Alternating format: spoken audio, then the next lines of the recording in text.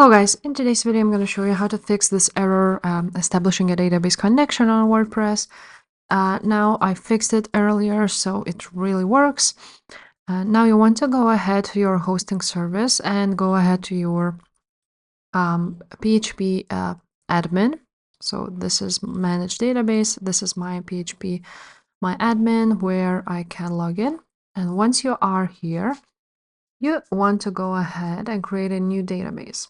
Now we need to create a new database. As you can see, for me, there's no option add new right there because I'm on DREAMHOST hosting. And to create a new database, I need to go to MySQL databases and add a new database now. And now once I have entered all my details, I need to add this new database. Now, once you are here on your new database, you want to go ahead and create a new user. If you are not using DreamHost, then it will be on privileges, and there you can add a new user account. Let's add new. So you just click create a new user now and create your usernames. And now you click add new user now.